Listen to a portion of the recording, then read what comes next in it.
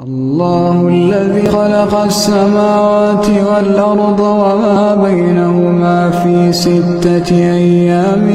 ثم استوى على العرش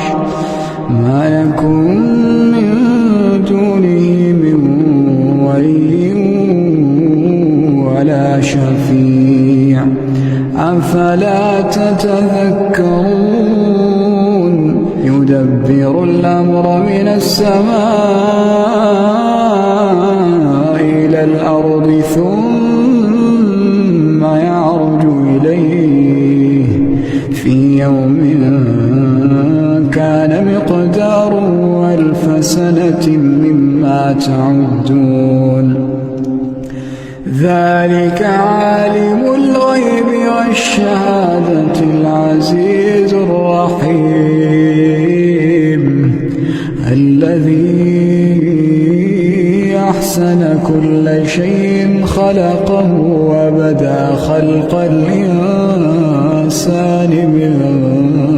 طين ثم جعل نسله من سلالة